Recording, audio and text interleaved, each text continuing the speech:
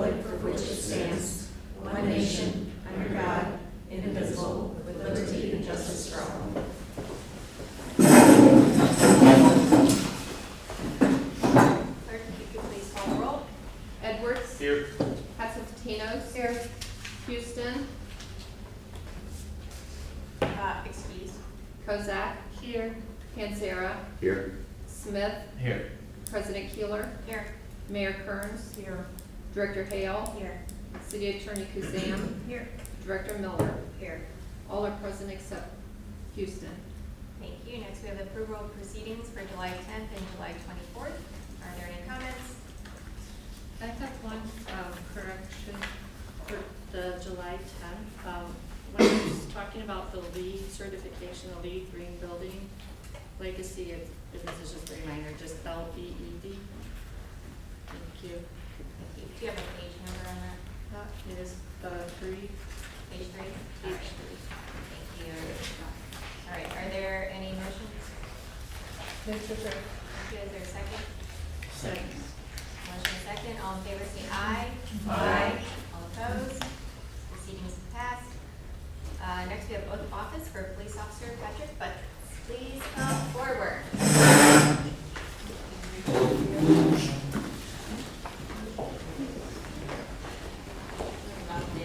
Mr. Mom, hold the Bible for you. Excellent.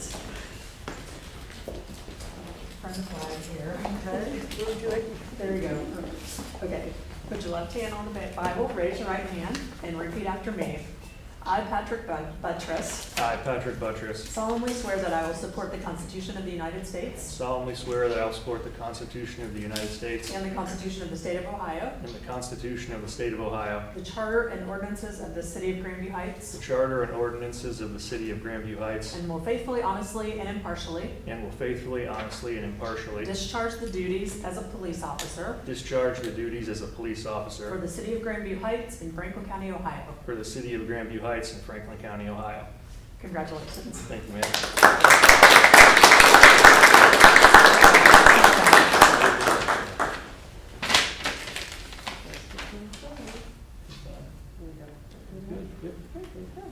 Welcome.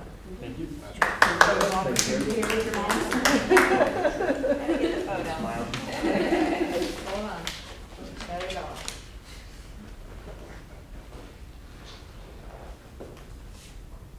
Great job. Thank you. Thank you. Thank you. Congratulations, welcome.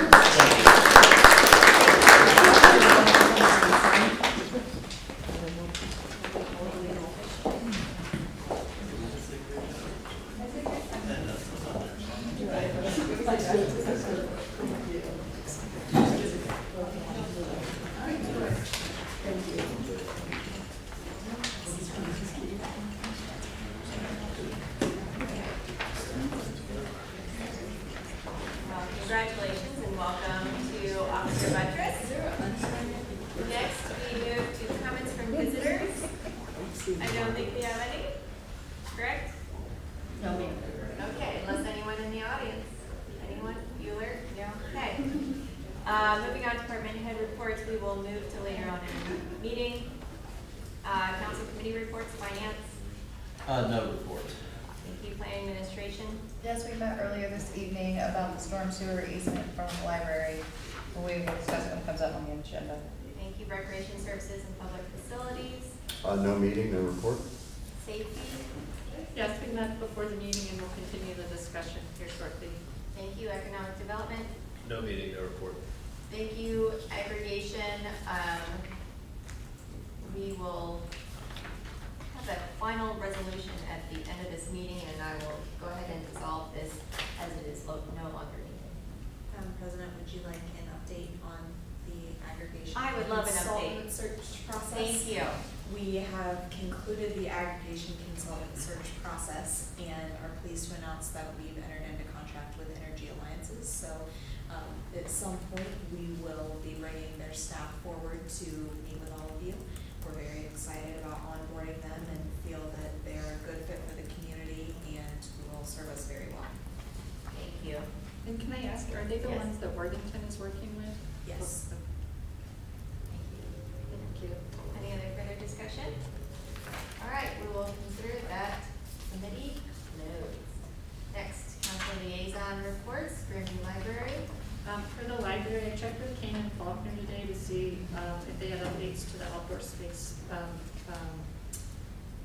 construction, and he said the project is not out yet for public bid, so there's no updates.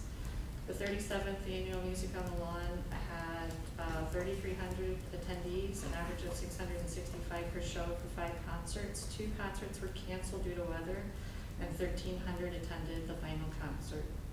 The Summer Reading Club was a big success this year with 900 participants. The fall program will be out later this month. And the library is accepting photo submissions for a chance to exhibit in a group show at the library. The quote, My Summer Snapshot Photo Exhibit Contest deadline is August 22nd under ghpl.org/art. And the recent babysitting safety course with the Grandview Heights Division of Fire was full. And that's all I have from Canaan. Thank you. Next we have the school, so, as much as I hate to say it, school is starting next week, and I wish everyone good luck, and I'm excited to see the new Fairview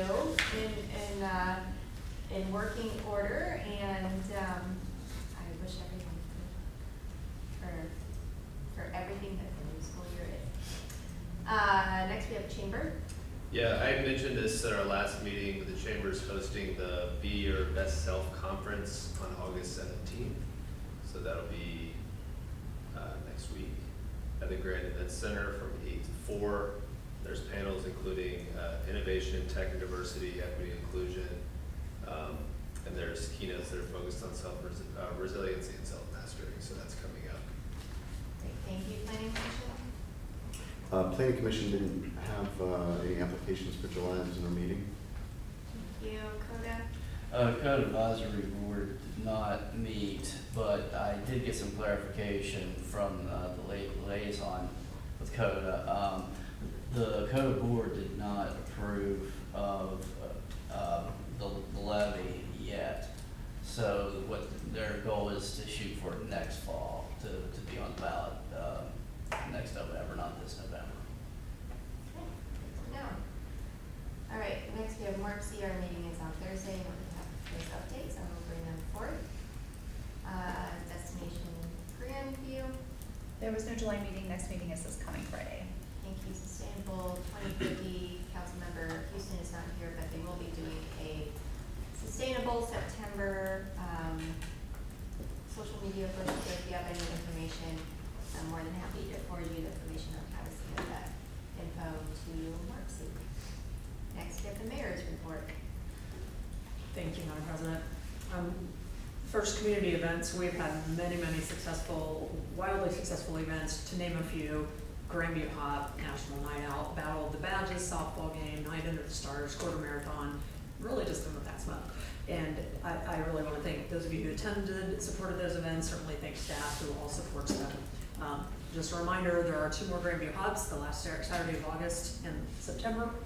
The dog swim on Labor Day Monday, and the Bobcat Boosters Oxroach, September 7th through 9th. Hard Tuesday? Okay. Tuesday, or Labor Day Tuesday, Monday, yes. And I think I got the 4th down right, but anyway, check that date. September 7th through 9th, the Oxroach, so working backwards. August, pool changes hours slightly, both to account for staff going back to school as well as earlier sunset. So we'll be closing at 8 p.m. through August, and on weekdays we open at 1 p.m., weekends open at normal time, 11. Groundbreaking ceremony is being planned. I should be letting you all know in the next few days or week.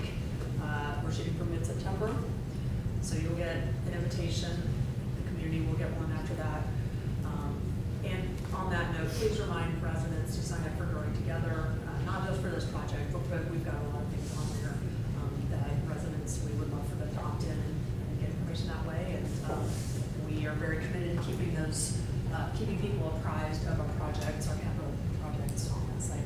Thank you. Thank you. Director of Administration, do you have anything to add for your report? I am pleased to report we will be participating in Sustainable September. We submitted 2 different posts, so you will see those on MARC-C's social media sometime during the month of September, highlighting both our recycling efforts and also the waste drive that we did. We collected a significant amount of sites that they will be able to repurpose and then share with people across the state, especially in our regions. That was very positive.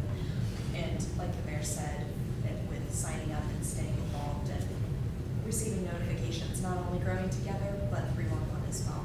Please remind any residents that you can to enroll and make sure they're receiving notifications so that they can stay apprised of all that's going on.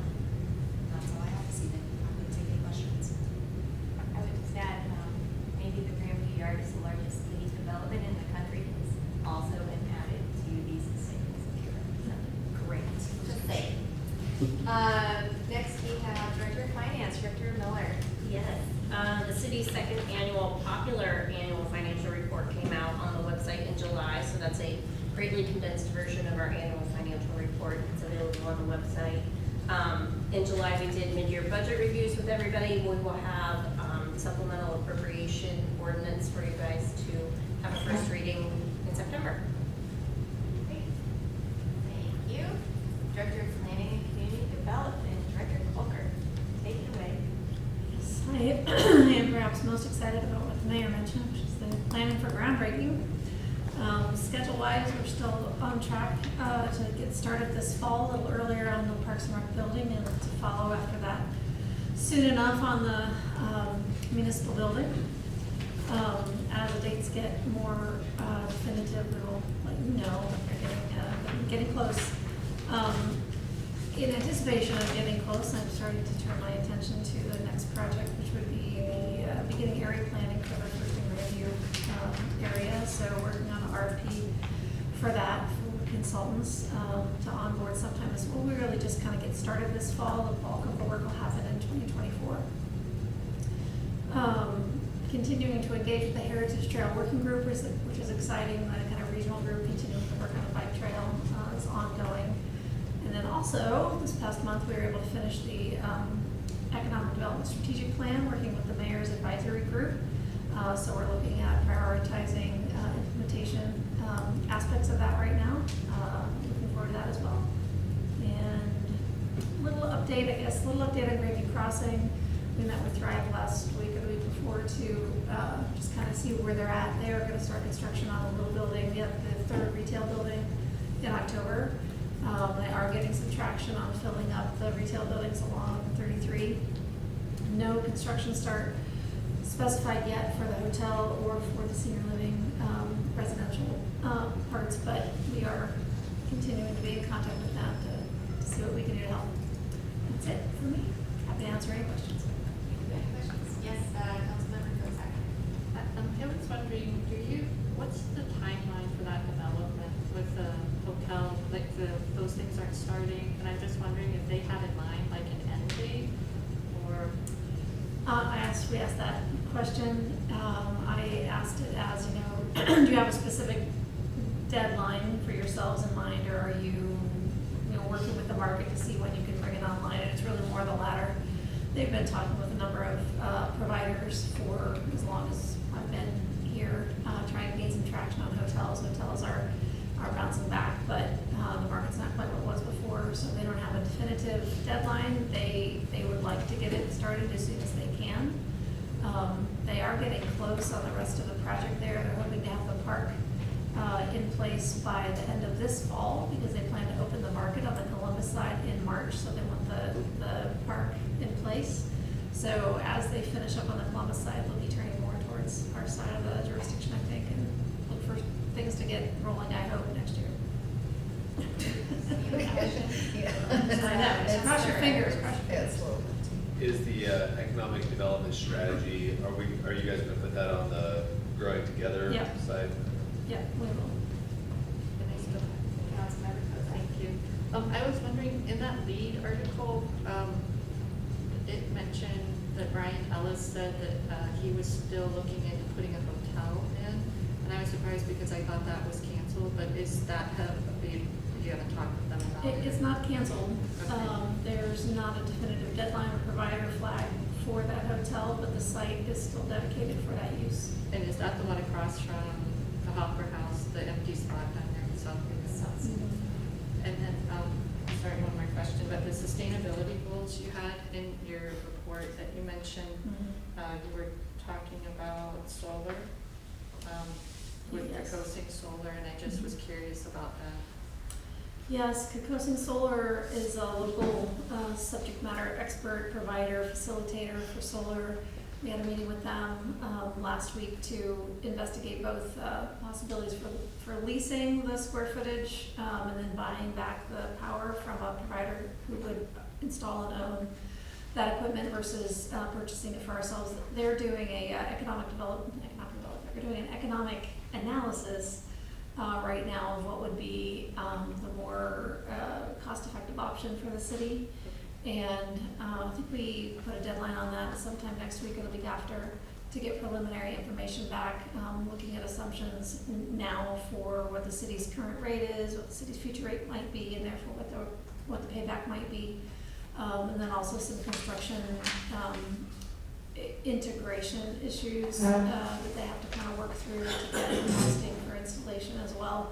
So they're working on pricing right now, the design team working on coordination, so we should have some information on costing before too long. Okay, thank you. Any other questions? Can I ask a Yes. follow-up to that? I know for residential, the electric utilities don't let you get a credit for anything that exceeds 100% of utilization on solar or other alternative. Do you know whether that's different for commercial? Are you able to? Broadly, I think yes, but specifically for this project, we're not gonna probably reach full power no Okay. matter what we do. Okay. So I don't know that that's necessarily gonna play into it. Yeah, but we are looking at the I think we've mentioned before, the federal government tax incentives that used to be available only to private businesses, hence income tax, actually, I'm not sure now that I say that, it's income tax or real estate tax base, but regardless. Income tax, okay. Have been extended to public entities as cash. So a 30% credit might be available or would be available to us. There are some instances when a 40 or 50% could be available. We checked out both of those considerations. We don't qualify for either of those, but a 30% cash discount or payment back from that grant program would apply to us, or layer that information in as well. That's great. Any other questions? All right. Well, thank you very much for that extensive report. Director Kazan, the city attorney report. I circulated my report to you and would be happy to answer your questions. Thank you. Any questions? All right, moving on, old business, we will move ahead to old business item number 4, in recognition of our guests who are here tonight. Ordinance 2023-22, an ordinance to amend and enact the codified ordinances of the city of Grandview Heights, Ohio, to ban the sale of flavored tobacco products and to create a tobacco retail licensing program. Thank you. Either safety chair, Kodak, or sponsor, or Zara, anything to say on this? We just had a meeting, is there address legislation?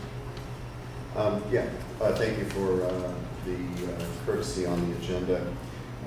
We have left off conversation regarding the sale of, the sale through vending machines. Rebecca did some quick research. It's probably best that we figure out a way to leave this in there. There is a FDA ban on the sale through vending machines.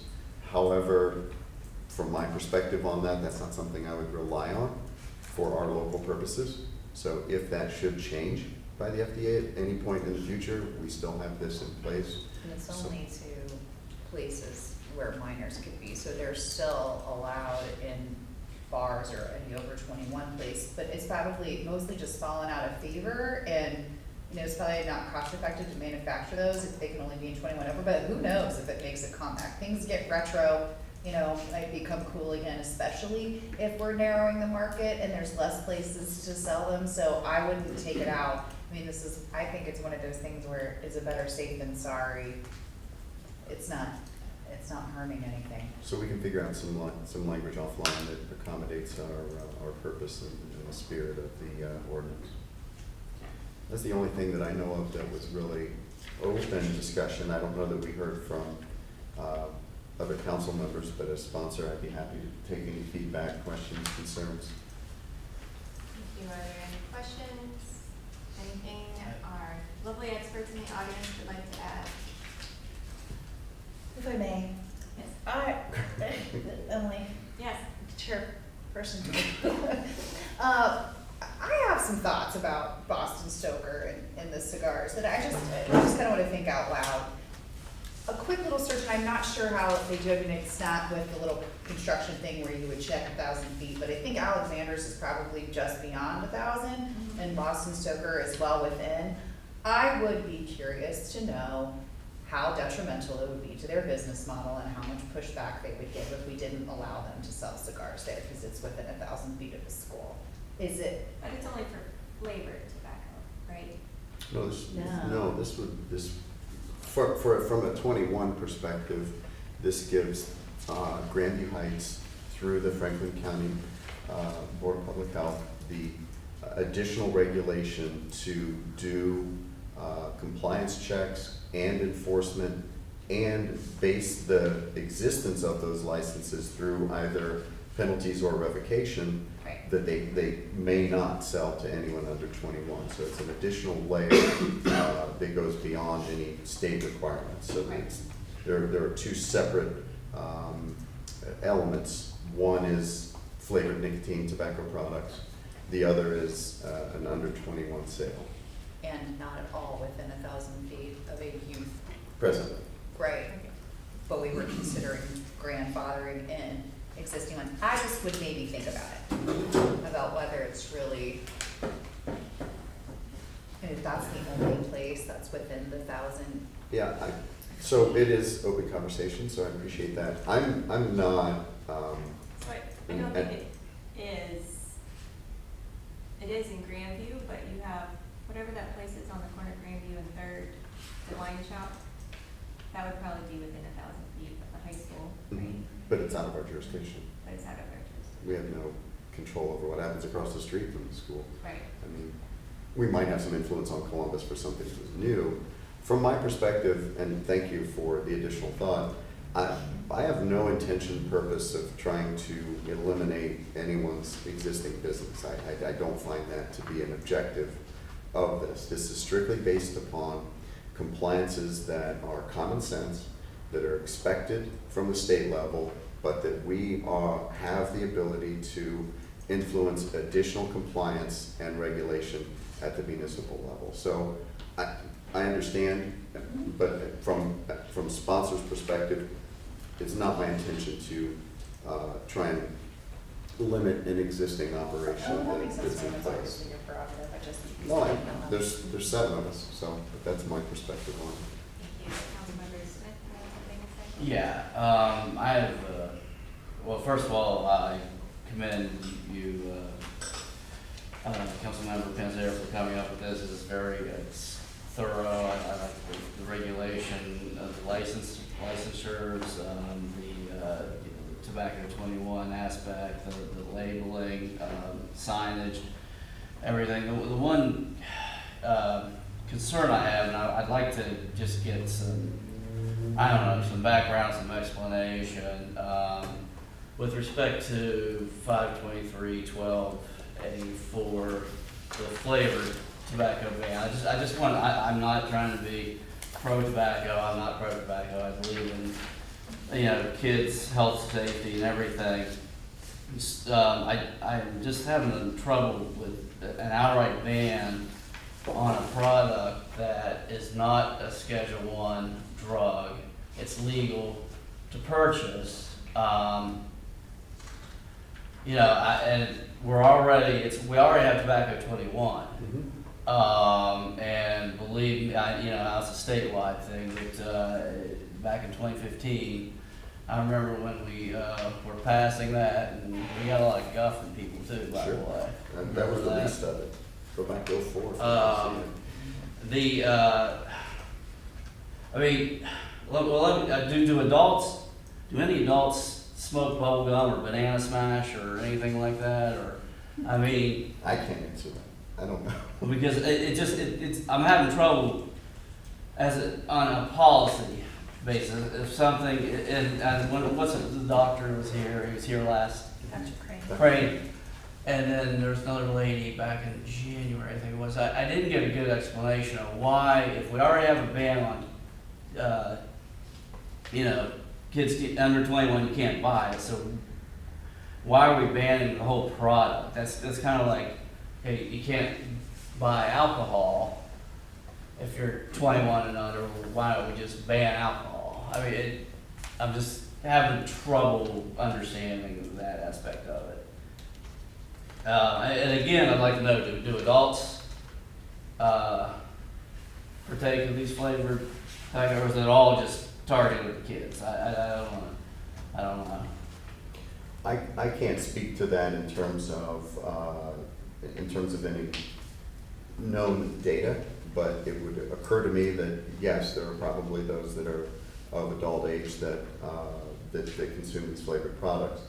I would point out that it's not a ban on nicotine or tobacco, it's a ban on the flavorings of those products. If one wants to consume nicotine or tobacco, there is no, over 21, there is no restriction involved in this legislation nor any other legislation that I'm familiar with. Curbing the use and trying to make it, in plain terms. Can I just clarify on that, so therefore, but you said not within 1,000 feet of a school, so it would have an impact on Boston Stoker, right? No, earlier in our casual conversation here, my intention was stated that I don't anticipate or do not intend or have any purposeful outcome to try and cut off the sale of cigars at Boston Stoker. Let's just be clear, it's an existing operation. But you talked about, sorry, I guess I was unclear in the whole conversation we just had when I said that it wasn't related to flavor ban, but then you said it was because it was within 1,000 feet. The 1,000-foot restriction does not distinguish between the sale of tobacco products under age 21 or flavored nicotine and tobacco products. There's no distinction made between those two. Okay. This would apply equally to both of those. I think Mr. Smith's comments are well taken, and I appreciate the pushback. From my perspective, and I think I'm not calling it pushback. Okay. I want you to give me the yes. Here.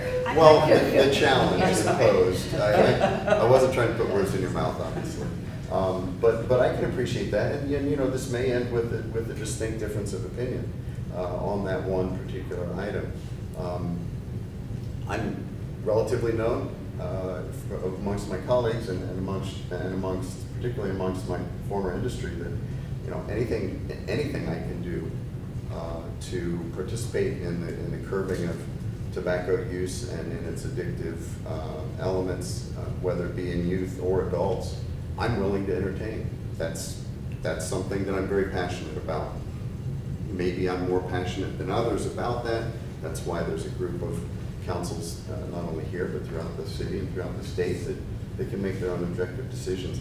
I don't have a good explanation as to the difference of opinion between whether it's flavored bubble gum or flavored mint or cherry or watermelon or whatever it may be. I don't know. You could have a. Well, another thing I'd like to say that is really good about this is that we have, we've got an enforcement and implementation mechanism in here through the county, which is very good. Now, I guess, Joel, if you want to speak to the county folks here, do you have an answer to that, with respect to the flavored tobacco? Do adults use it, or is it just totally, we're going for the kids here? No, adults certainly use flavored tobacco products as well. It might not be as much in the form of vape products, but cigars, hookahs are certainly still flavored options as well. And there are some flavored cigarette options. Menthol's been around As forever. well. But it's considered. It's flavored Yeah, at this point. menthol is certainly one that kind of is rooted in health equity, because there's plenty of studies and statistics that show African American individuals do use menthol at a much higher rate than other individuals in other communities. Based on the language in here, it did not seem to indicate menthol being included in that flavor list, however. Yeah. If it's not, it will be. It is within the Okay, intent of okay, provision. fair enough. So, I mean, certainly, I would say that adults use flavored tobacco products, not at the rates as youth use those products, but it certainly is there. And it's something that if you would like, we can have our epidemiology team run some numbers and see if that's something they can find any specific statistics around. Is it, I'm sorry, go ahead, Kristen. Yeah, that'd be great. And Joe, if you had any background on that as well. Yeah, I can just share that, you know, statistically, there's a significant number of, as Eric mentioned, equity issues around menthol in particular, but that genre of flavored tobacco products would include cigarillos, large cigars, e-cigarettes, hookahs, something called dissolvables, which I'm not even familiar with, and across the board, you know, adults as well as young people utilizing, you know, those combinations of products. I believe dissolvables is referring to, it's a smokeless tobacco product that would be, I'm not sure if you're familiar with Zim, but it's essentially what people would refer to as a smokeless tobacco replacement, but it is still a tobacco product with high levels of nicotine in them, and it's almost exclusively flavored because no one wants the replacement to be just tobacco flavored. And again, I mean, this is not a deal killer for me. I just have a little, gives you pause when we've already banned, you know, the sale of tobacco to 21 and younger, but then just outright banning the product. It's not a Schedule I drug. Just, Yes. And I'm not afraid to go out there and say it. I think that the intention behind it is we're making a statement, and we are trying to start policy change at the local level. There's been attempts to do this at the state level. It's getting pushed back, and what we're trying to do as a community is maybe get the ball rolling, because these flavored tobacco products are highly targeted towards children. I have a middle school age child. I know for certain that he has friends that have smokeless tobacco products. They are definitely not doing it because they're not going after tobacco because they like the taste of tobacco. It tastes like bubble gum or mint or banana smash, like you said.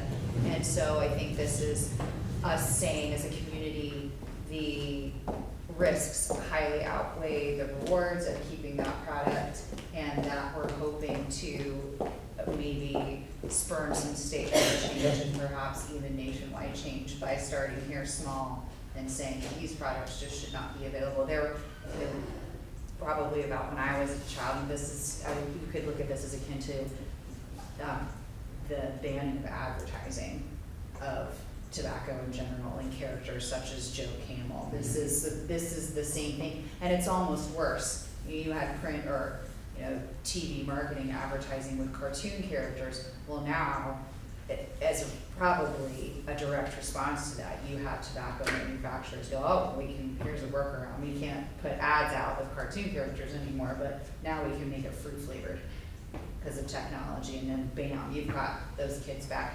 And I think the research is pretty clear that nicotine addiction starts at a very young age. People aren't trying tobacco and nicotine products for the first time at 21 or 25. They're trying them, and I was one of them. Unfortunately, it made me puke, so I wasn't enticed by it. You know, the first time somebody tried to hand me a cigarette, I'm 14, 15, 16 years old. Well, maybe the result would have been different if it were an e-cigarette and tasted good. And so I feel like might be an answer to your question of why we're doing it.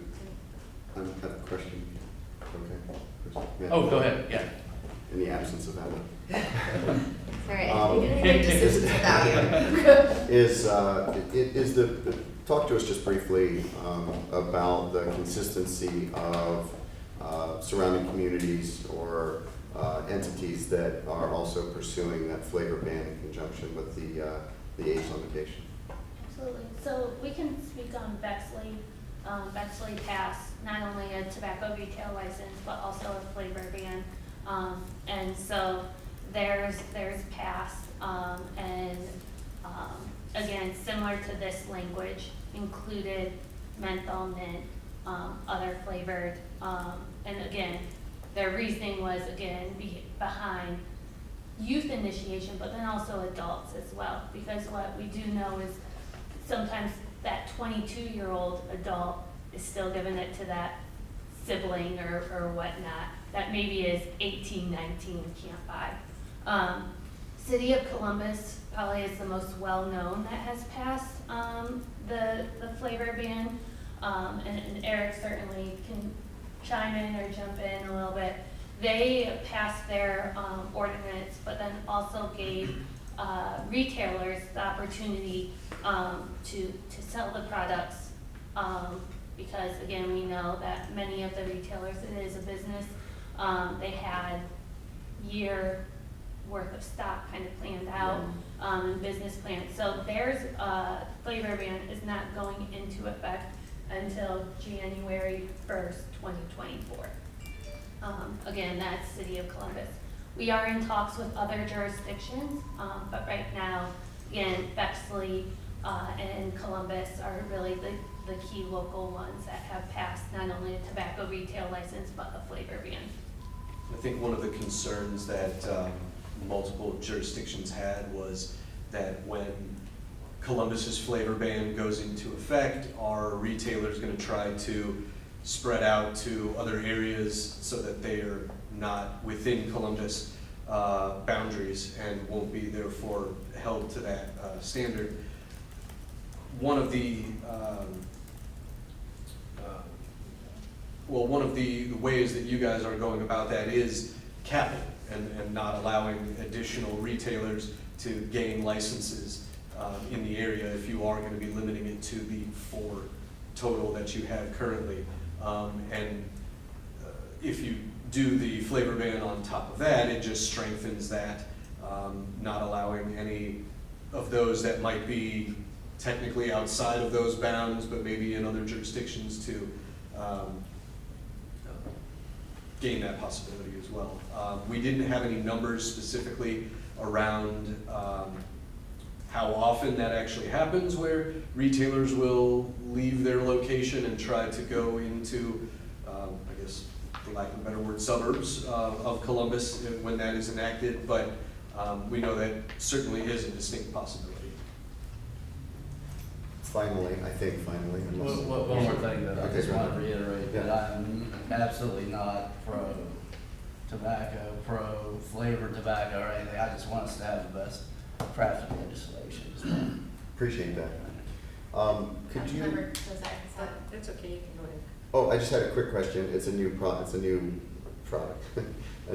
a new topic within the conversation. Are you able to speak to us at all regarding the development or advances in what's now potentially synthetic nicotine? In terms of danger or in terms of what Any, and whether or not it should be included as a portion of this preemptively because of its dangers that may be consistent with natural nicotine. Go ahead. It would, my opinion, I would say in the eyes of public health, it is still considered a tobacco product, even though it is a synthetically derived product. The nicotine levels are oftentimes higher in synthetic nicotine because they can work with concentrates a bit more, allowing, especially vape products. I mean, there's no synthetic, as far as I know, there's no synthetic nicotine cigarette or cigar product. There may be, in terms of smokeless products, like I mentioned, the Zyn type product that is out there as well, but it is predominantly a factor in vaping products. I would invite us to consider that. Probably all of you have never heard of such a thing, but that's on the horizon, and it's effectively a means, just like the other steps that have been taken by the mass industry to circumvent the natural form and say, well, it's been developed, but it's synthesized now, or it's you know, artificial in some means, so we can get around the distribution issues that all of this legislation and hundreds of thousands of other pieces of legislation have been put in place to try and control and regulate. Thank you. And can we clarify, I think there's 5 businesses, not 4, right? Let's do it, go. BP? No. BP's not one. Okay, so Sheets, Cigar Place, Get-Go, Alexander's. Get-Go, Wind Up Fit. what? So there's still 5. So No. there's Sheets, Cigar Place on Dublin Road, Boston Stoker, Alexander's, and Get-Go.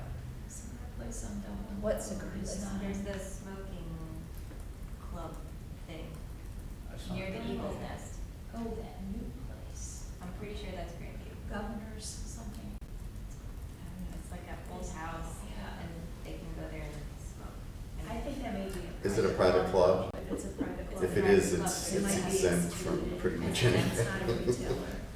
Okay, so it's different because it's a private. I'll, yeah, I'll check on that, but I think it's excluded. Okay. Thank you for the additional. I walked by it to get to Eagle's Nest, Yeah. so I'm very. Okay. And the literal Eagle's Nest. Yes, not the strip club. We also did have 3 by our account, not including the believe that you're referring to that also sells cigars. Which Yeah, place? you had 3 as We well. had 3 on our And list, then Boston Stoker. and Boston Stoker would make a 4 bar. Yeah. Okay, all right, if we could just clarify there, just in that. That would be Oh, great. sorry, not a bar. Sorry. So, yes, Councilmember Hazen.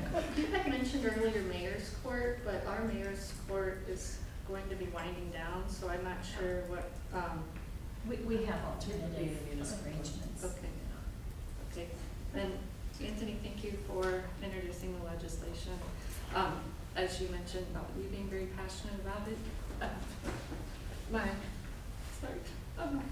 my paternal grandparents smoke 2 to 3 packs a day, and I'm 56, and my paternal grandmother died on my first birthday of lung cancer, and then my grandfather, he was a little bit younger than her, had his first heart attack at 55 and died of his second heart attack at 60. So I'm also very supportive of this legislation. And I'm sorry I'm doing upset. Thanks. That's all right. I've done it before too.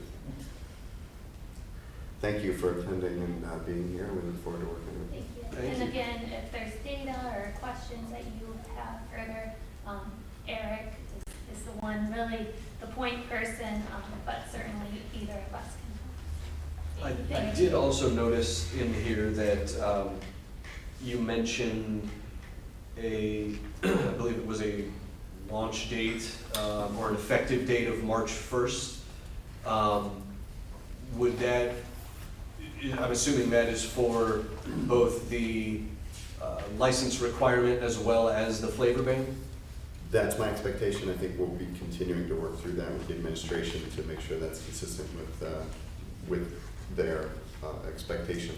And it's pending legislation, so Sure. we still have some fluidity to our process. I anticipate no more reading unless there's more to add by the administration.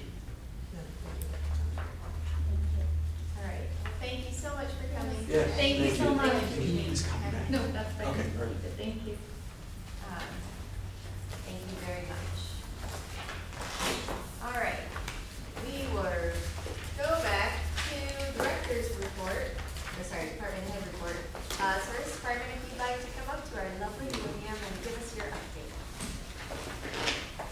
Member council, sorry I'm late, I didn't get the time change, so I'll head here for a second. Anyway, give you some updates real quick. Fairview Avenue, as most of you probably seen now, is getting very close to being finished. It will be up and running for obviously when school starts. The traffic signal first will not be in place right when school starts. There's been backlog in trying to get the cabinets, the control cabinets and those type of things. Poles are coming in next week, they're gonna get those set.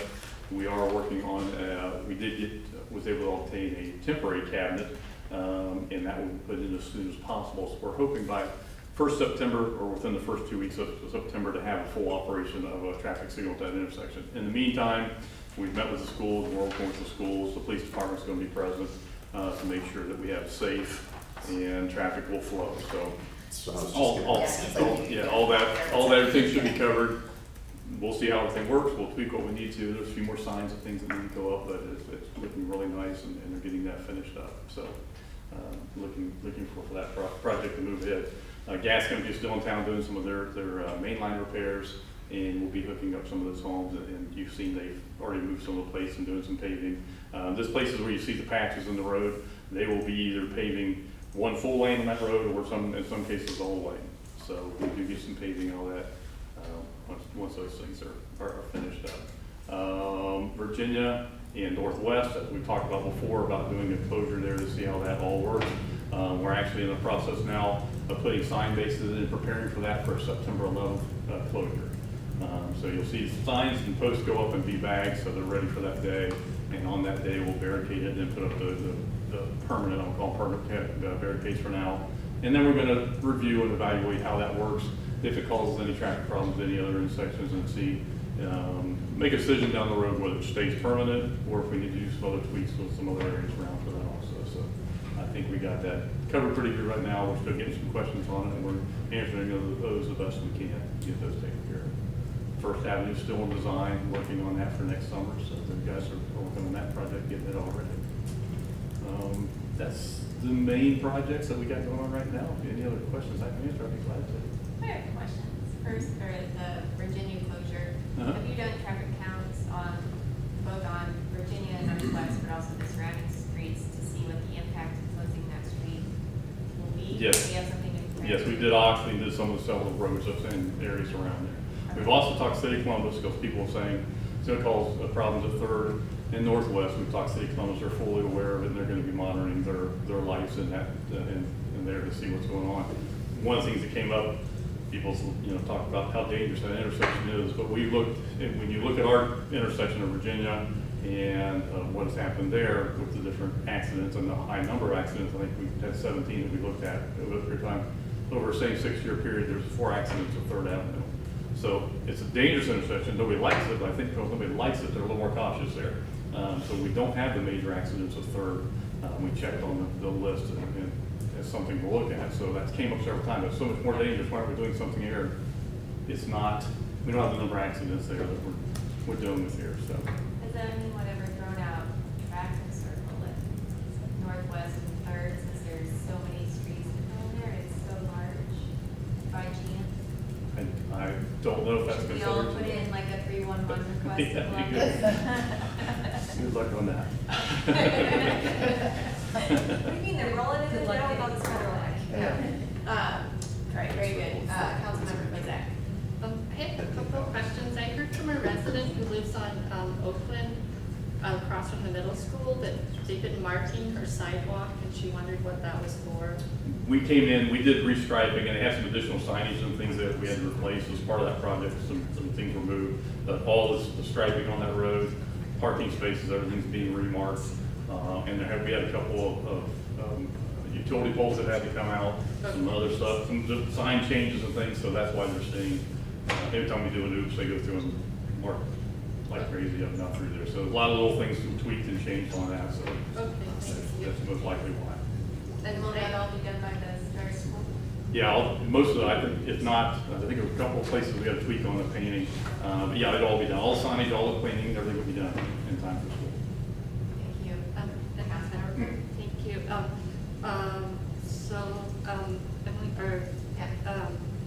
Council President Keeler had called me to say she had talked with Director Hale about the yard care legislation that I've been working on, that we had met on, that it was ready, and then I noticed in here, in your report, that it's initiated an assessment of issues associated with residents placing landscaping and tree lawn areas in the city right of way, and that you would have results next month. So I don't know if I should be waiting on those results. You should see some, as a matter of fact, we had our engineer look at that. And Well, and we separated those out, so specifically from our meeting, we talked about looking at that issue separately from milkweed. Oh, we're And doing milkweed two- talked to extension, ready to move forward on it, so. Just on the Just on milkweed milkweed, part, and then the okay. engineers are still evaluating the other issue. Okay. Right, and he's finished up that, and then you will see that any day now from Ferris. I talked to him about it today.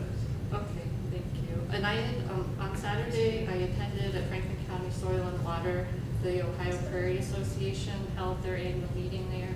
They go to a different county each year, and they were over there. So someone gave a presentation on prairies, and this, they worked with the city of Oberlin, and I hadn't yet looked at their legislation. I looked at Yellow Springs and Akron, so I'll take a look at that legislation too to see what they put in there, and I can share that with you as well.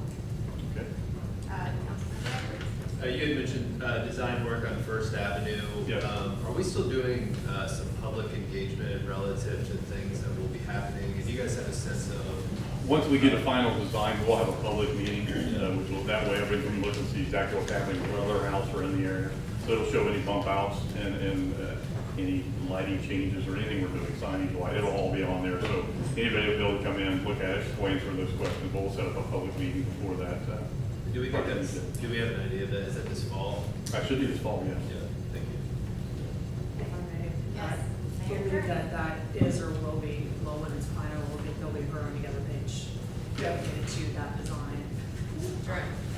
Helpers already started the outline of that on her together. It's in-house. Yeah. And that way it'll be published out there for them on that. So that will continue. I actually just want to thank the director, Amber, engineers, all who are involved, and particularly you for working to get the signs up on Fairview and kind of manage the behavior with people not knowing what direction they could go very quickly, and also working with the police and the schools in concert to proactively develop solutions for kind of the gap from when when we're not going to have our traffic signal finalized, so appreciate that. And like I say, we're going to watch, we'll be up there when school starts to watch how things work and see if we need to tweak any signage or anything we may need to do. So we'll watch it closely and work with the schools on that. Thank you. Any other questions? Sorry, we had a lot today, but we appreciate you coming tonight. No problem. You're Thank you. excused. You're welcome to stay and join the fun if you'd like. So, Thank you. Thank you so much. Thanks. All right. I just had a request for a public comment, so we will go back to comments from visitors. And we have Mr. Nick Savco, 16H West Third, if you could come to the podium, please. And if you could keep your comments to 3 minutes. I apologize. Was it 7 o'clock or 6? So we started early tonight because it's voting tomorrow, so we're trying to get out early Oh. for the voting people to come in and set up. So I apologize. this is not, that's okay, it's not normal. I'm good to see everyone again. Hope all is well. I wasn't gonna come back, and then I actually ran into Ms. Kozak last month, and we talked about some of the e-collar dog concerns, and I felt it was a solid conversation, and I wanted to bring it to light. On Monday, July 24th, I was walking with my dog, Huck, at Pierce Field, and as we were beginning to walk home, Ms. Kozak addressed me and, came across the street to talk and express her concerns. She mentioned that not everyone is comfortable around dogs that are unleashed. And as she expressed this, like Huck literally curled up in a ball against her feet, like the little kitten he is, and I could see a literal change in her demeanor, and it was in a positive way that I viewed it. within seconds because she saw how gentle. And, you know, that's how I raised him to be.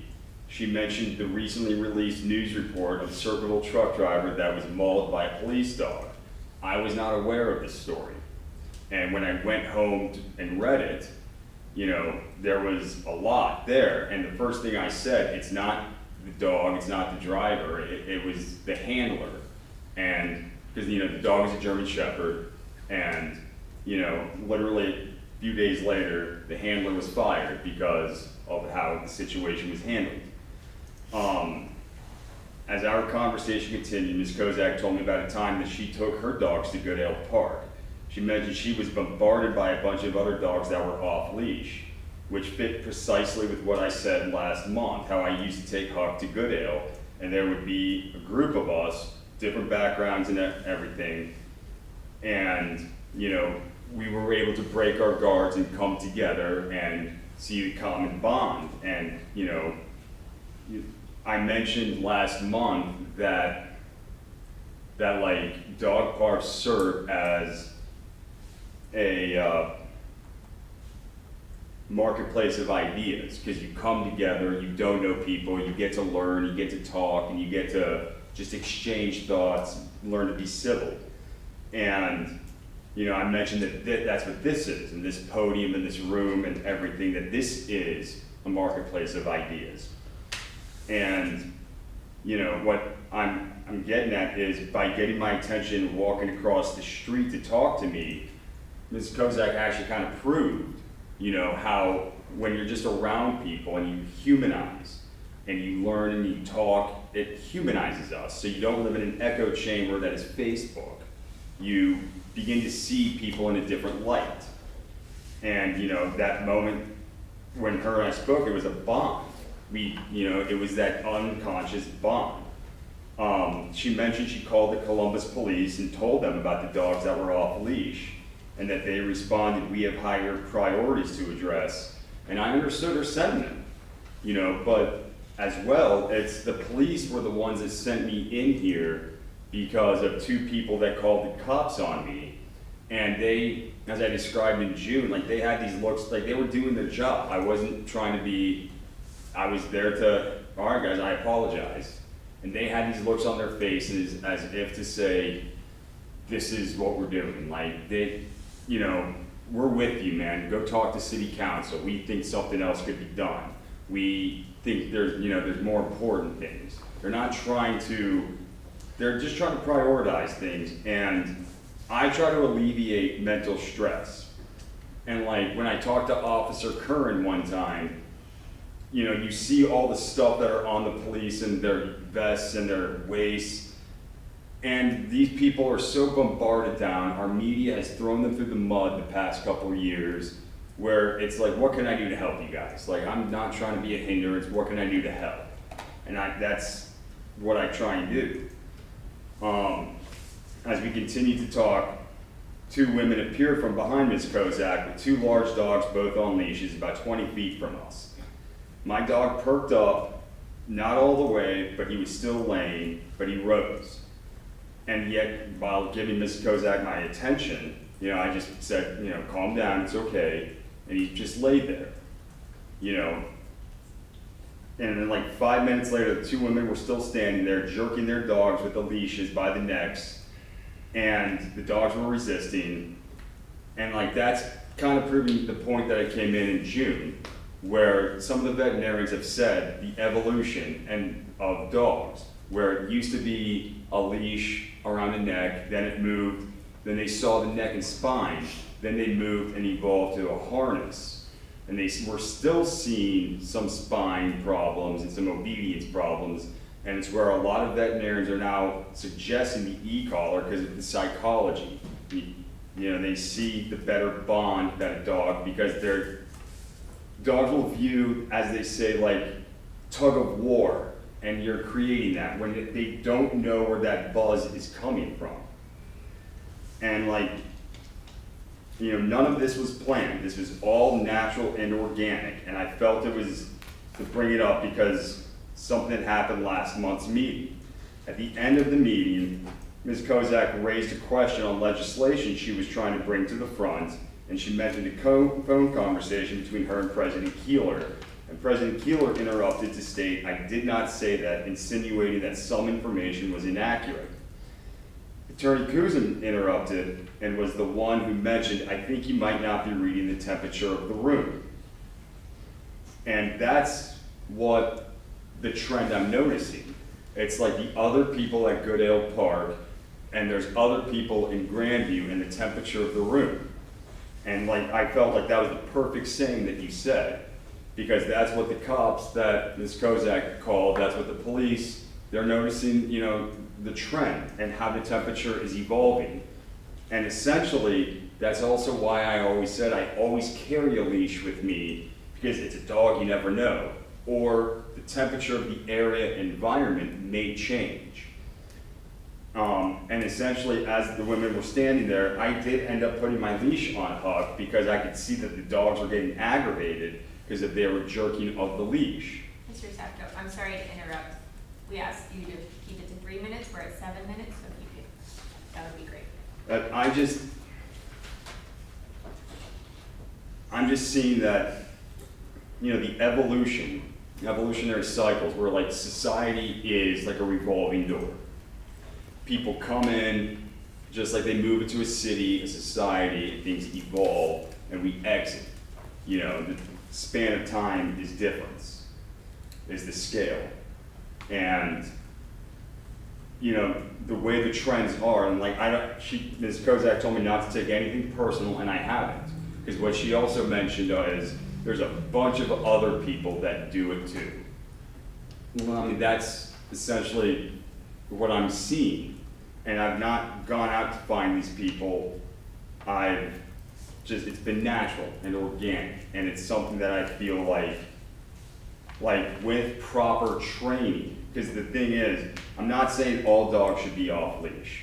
It's not, but I feel like if you take the laws that you have to obtain a driver's license, where you have to go through that meritocracy, you have to go through a school, you have to pass written tests, you have to perform a practical application, and then you get approved.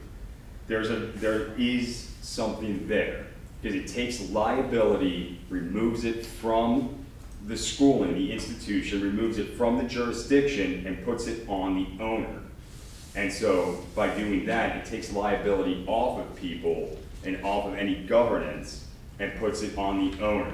And it's not cheap, you know, that's the other thing. You know, my training was $2,500. Who's really gonna make that investment?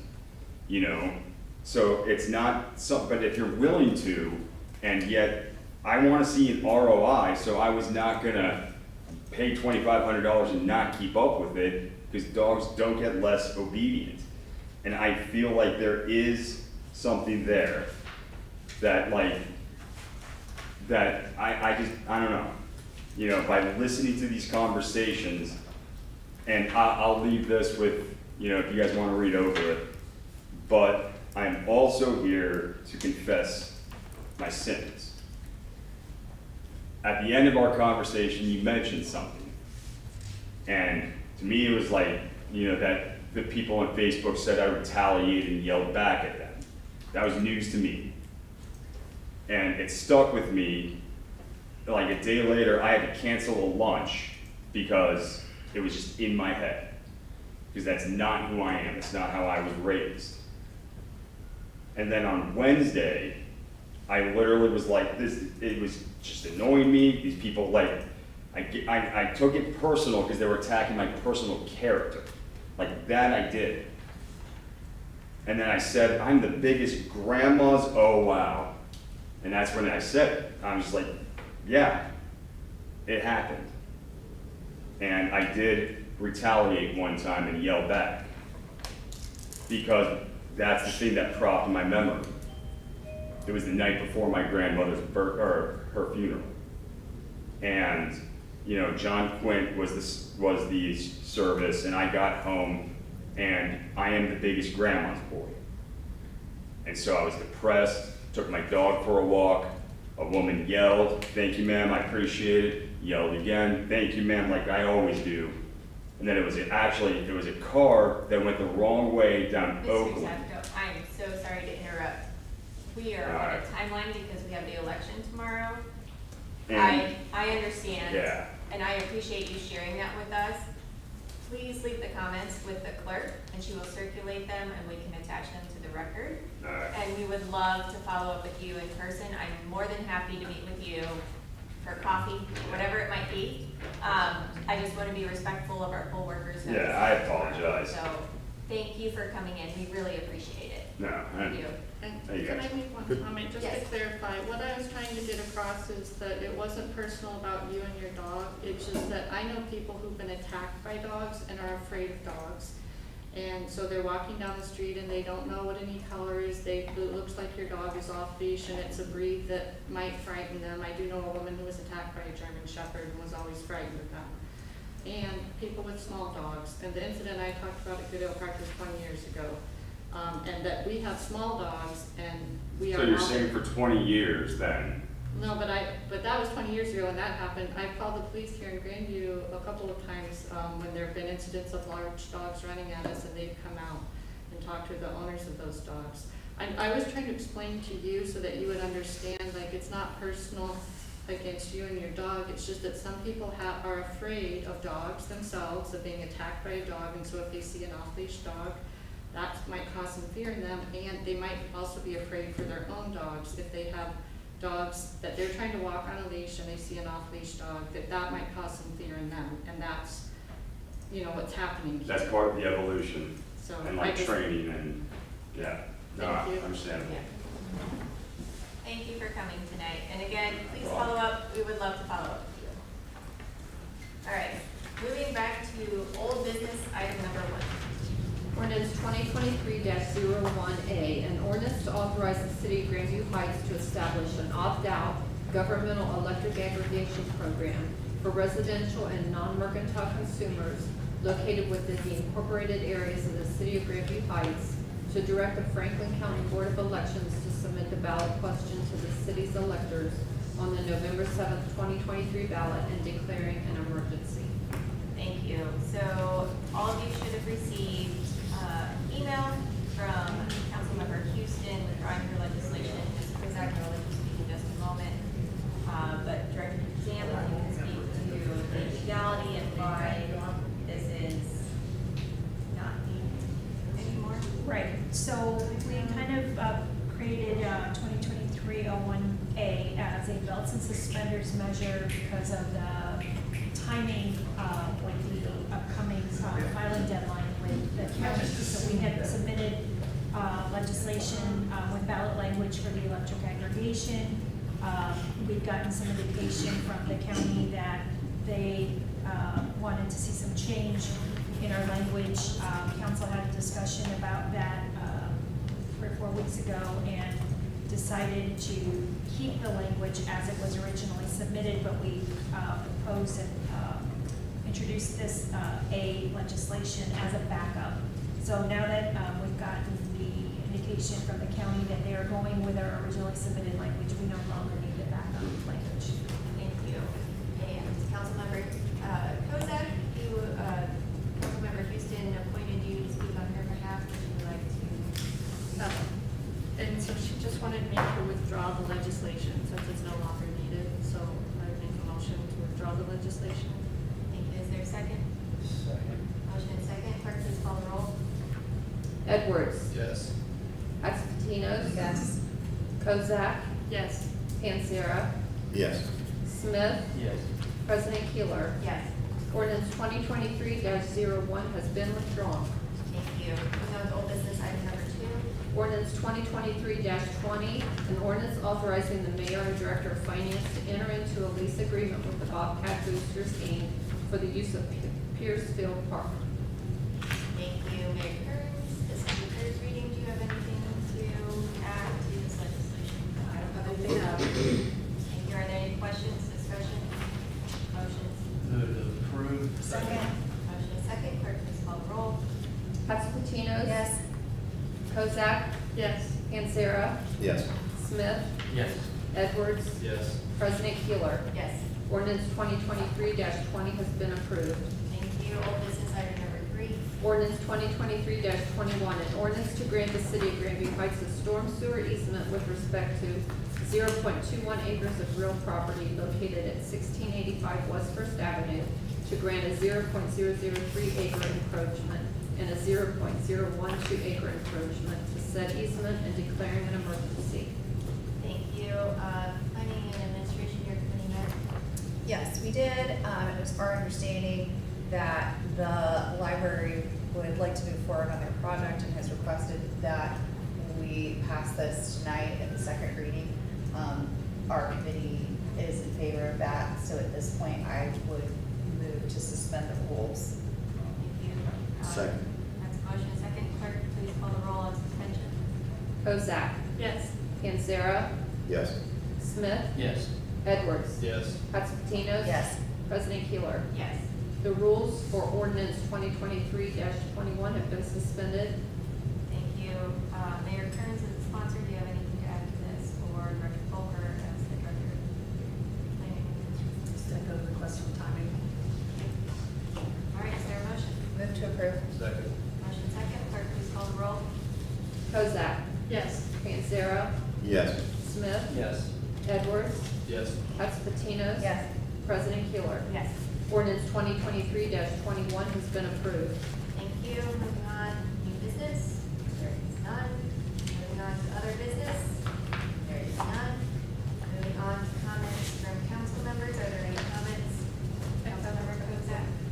I have a couple things. One is, I'm in the Grandview Civic Association group, and I was organizing some speakers for this upcoming year, and we're gonna have the Fortuna Bank women come and speak to the group. And we met with them a month or two ago, and one night in here, when we had the economic development ordinance out there, there was a resident who came and he was asking about where's the ATM or drive-through or that sort of thing. So I had asked them about that, and I just wanted to share with you. But they said that they are not going to have ATMs at all. They're going to let their customers use any ATM, and they'll be refunding the fees. So they don't plan to have any at all or drive-through, and that the focus of their business will be deposit products and loans. They're not going to have financial advisors or investment products, at least not initially. So I just wanted to share that.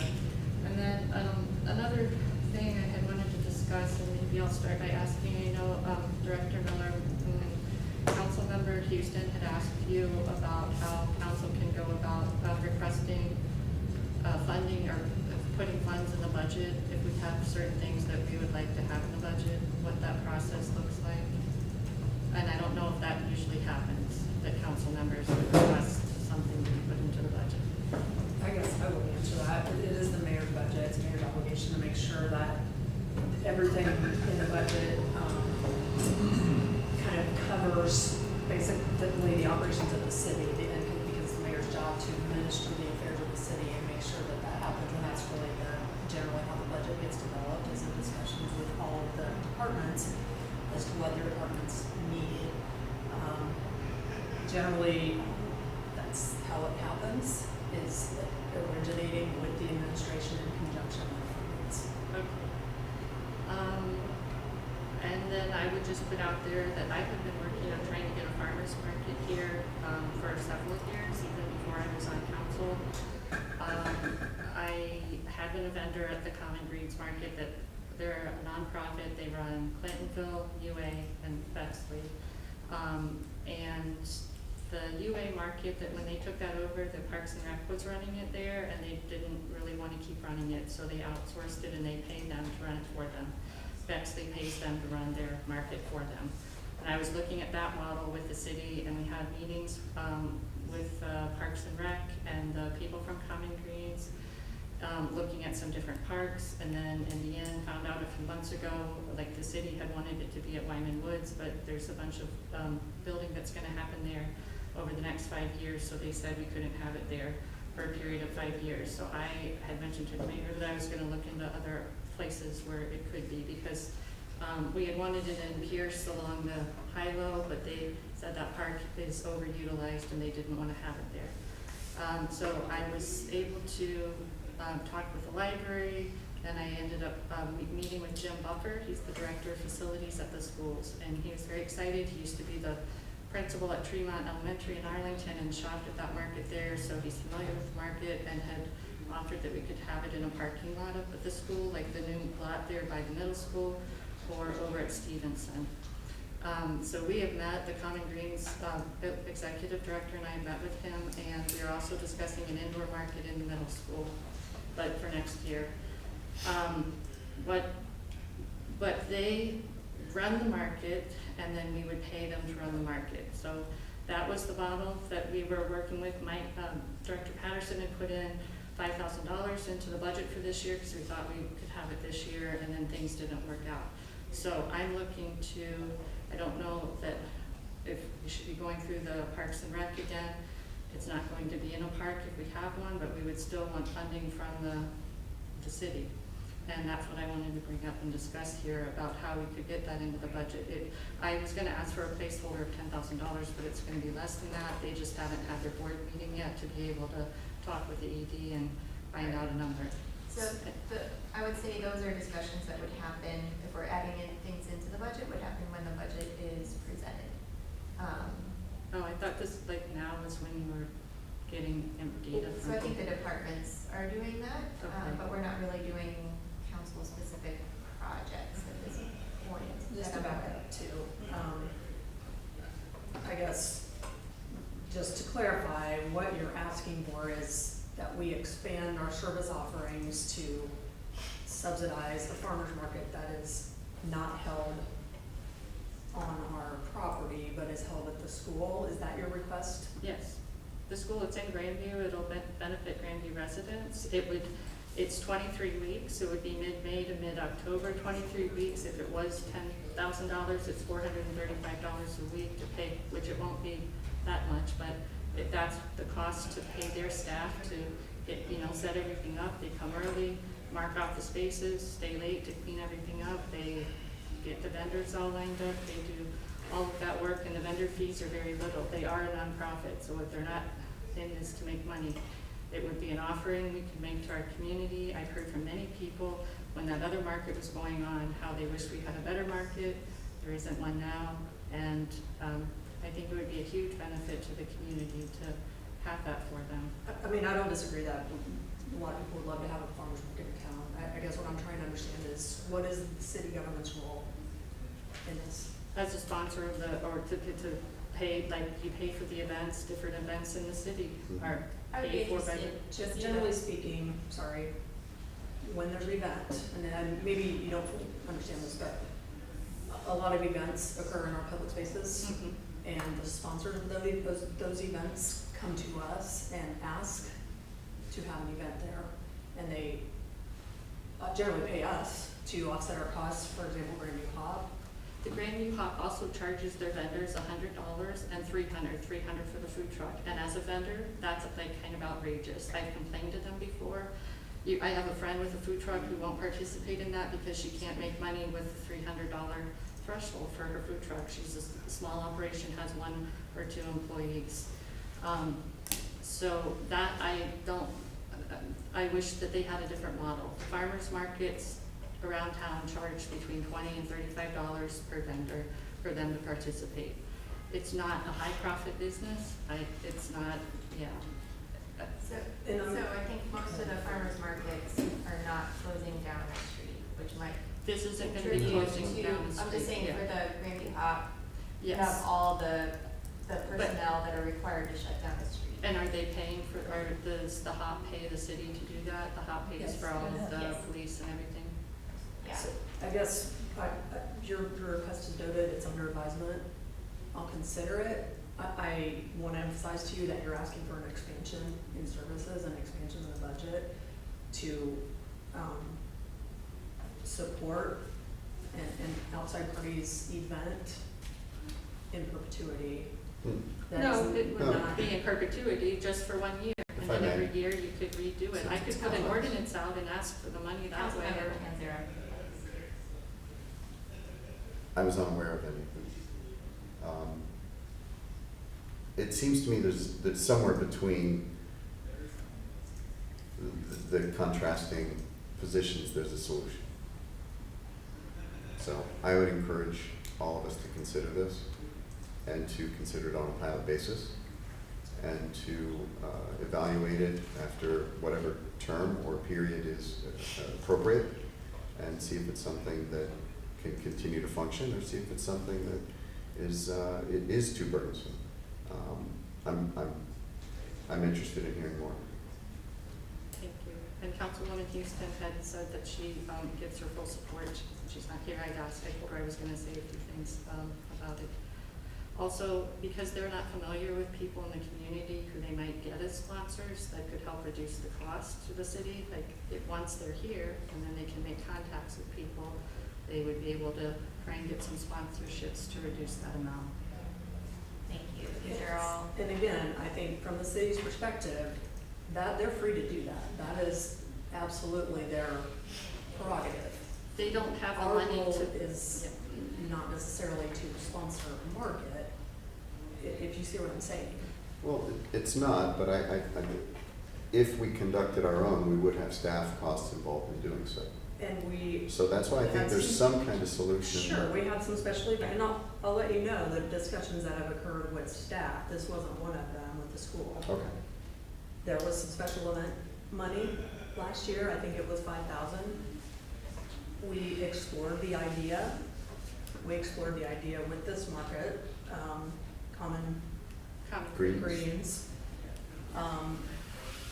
We want it to be successful. Location is important. Mm-hmm. There's parking, Mhm. there's traffic flow. Mm-hmm. We are trying to activate Brady Draw Park. That was identified as our preferred location. There's also construction going on there for several years. So the timing really wasn't right. I think it's certainly something we would want to continue to look at in the future. And that's a location that internally that we've identified that would, for us, would work the best. I agree. Please understand, when we put on an event that's recurring for 6 months out of the year in our park, that is a tremendous dedication of staff time and resources. What's being described here is something different. I'm not sure I fully understand what the city's role is. Maybe there's inspections, maybe there's something else. The school hasn't been in touch with us about this. I don't know what the city's role is, but. Obviously hypothetical and, Sure. Presented as an idea or as an option, but I which don't is why I said I'd love to hear more. Sure, but I don't know that the city can really do much to move this forward. I don't is what either, I'm saying. but I think, I would say that I think it's the worthy of market that discussion. was here was private, it was in a private lot, and it was in Columbus. That being said, I think partnering with Fifth by Northwest, find a mutual area, maybe they could help. If there are some costs incurred between the Fifth by Northwest Commission and the City of Columbus to find a mutual area that would benefit both areas, I think both communities would be very excited about that. But I don't think we're gonna solve it at this table right now. And I think it's a really interesting concept and we should explore it further. But we have a bunch of people waiting to get in. I can hear them out there. So I just wanna make sure that they can come in and get set up for tomorrow night. The only other comment I have is that, the Tri-Village Mentor League sent us a thank you note, so if anyone wanted to read the thank you note, you're welcome to read it.